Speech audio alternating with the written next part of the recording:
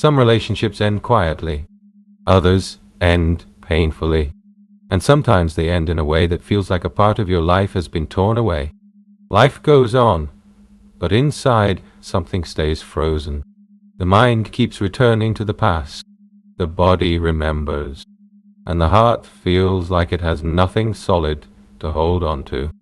If you are going through a breakup right now, you may recognize this inner conflict. One part of you wants to move forward, but another part keeps holding on to hope, holding on to memories, holding on to the idea that if you do or say the right thing, everything might come back.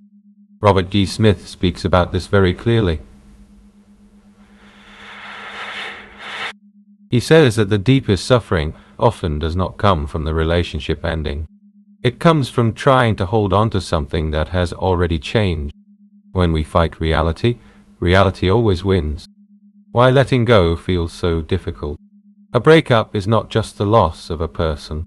It is often the loss of a future we imagined, the loss of identity, the loss of emotional safety, the loss of a role we played in someone's life. Sometimes it is even the loss of proof that we were good enough.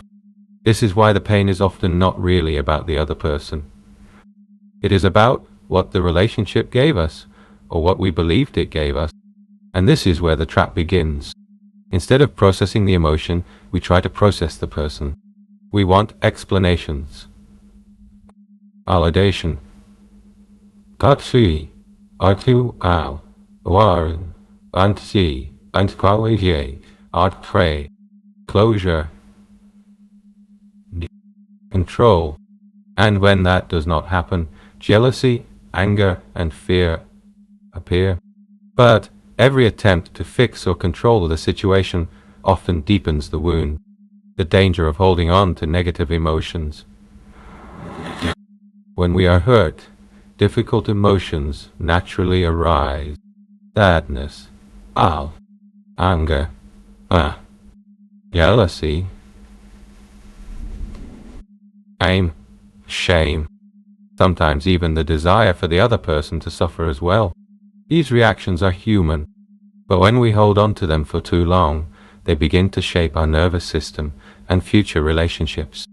Robert explains that monitoring an ex-partner, comparing ourselves, imagining their new life, or trying to interfere with their happiness is usually a desperate attempt to feel safe again. Unfortunately, safety does not come from control. It comes from emotional release. When the body learns the belief, I am not safe without them, it keeps repeating the pain. That belief is what needs to change. Robert's advice: let go and return to yourself. Robert's message is simple but profound. Let it go. Not as denial, not as suppression, but as a decision to stop fighting what already is. Letting go does not mean erasing the past. It means releasing its emotional charge. 4 steps to help you move forward. 1. Acknowledge what you truly feel, not what you think you should feel. Not what looks reasonable, but what is real. Grief, anger, fear, loneliness, the need to be chosen. When emotions are acknowledged, they begin to soften. 2. Release jealousy and insecurity. Jealousy is not proof of love. It is a signal of inner threat. Most often, it has little to do with the other person and everything to do with beliefs such as I'm not enough or I can be replaced. These beliefs must be addressed at their source. 3. Let go of the need to carry pain. Sometimes we believe that holding on to pain honors the relationship, as if letting go would mean it never mattered. But love is not pain. Pain is only a record of loss, and you do not need to carry that record forever. 4.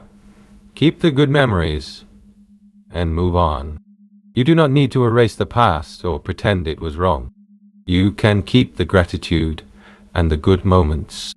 What needs to go is attachment to the outcome, the expectation that it must return, the future that no longer exists.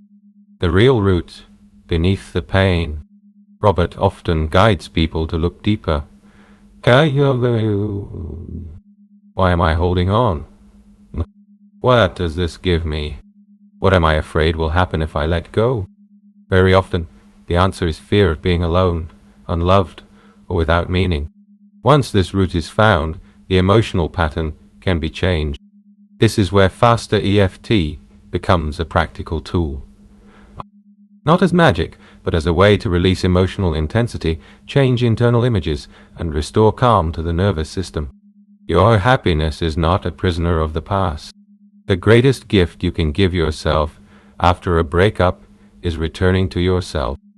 Not to the past you cannot fix, not to the future you imagined, but to the present moment where your strength still exists. It may not happen instantly.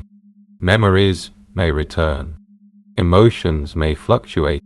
But each time you choose inner release instead of external control, you move closer to healing.